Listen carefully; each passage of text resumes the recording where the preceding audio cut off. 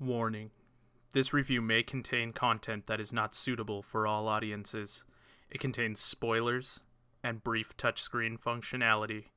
Viewer discretion is advised. In the criminal justice system, the people are represented by two equally important groups: the police, who investigate crime, and the defense attorneys, who protect the innocent. This is a review of their stories. Phoenix Wright is a series of adventure games for the DS. I'm going to be looking at the first in the series, called Phoenix Wright Ace Attorney. The Phoenix Wright series is interesting.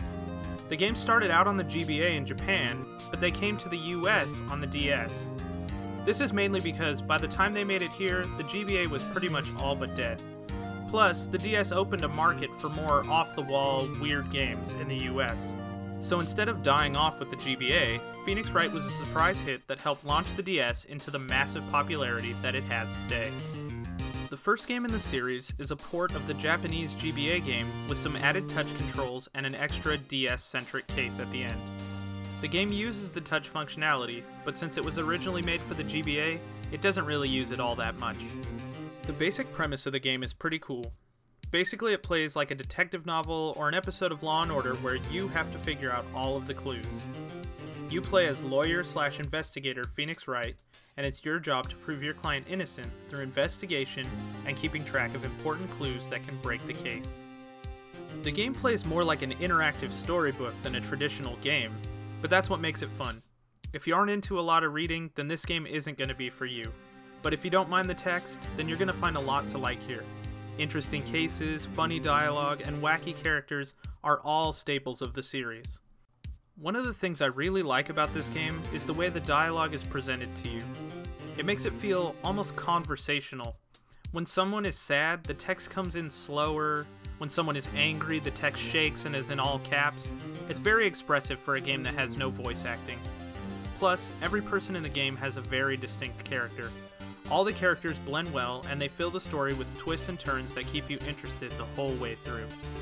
Plus, the dialogue is some of the funniest I've seen in a game since the glory days of adventure gaming.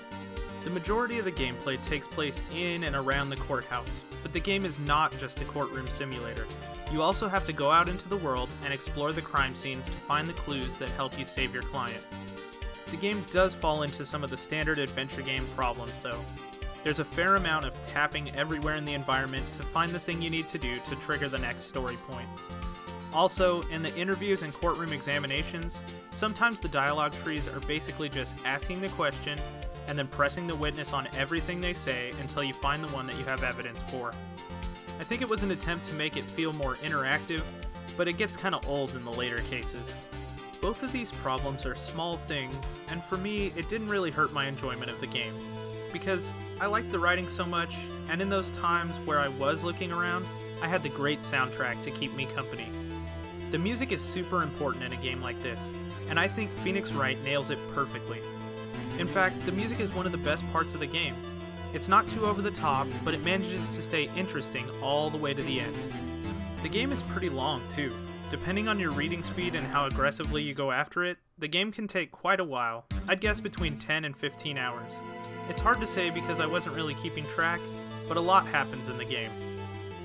Overall, if you're into shows like CSI or Law & Order, and you don't mind reading a lot, this is going to be a game that you'll really enjoy.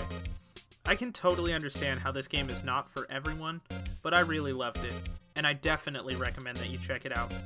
If you find that you like it, there are 2 others out on the DS with 1 more on the way, so you can be solving crimes into the wee hours of the night for quite a while. Well, that wraps up another episode.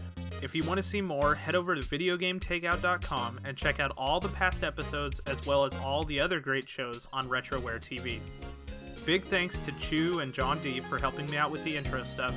And if you have any questions or comments, you can email me at videogametakeout@gmail.com or post on the forums, which you can find on the main site. Thanks for watching, and I'll see you next time. Until then, I'm Ben. Have a great week.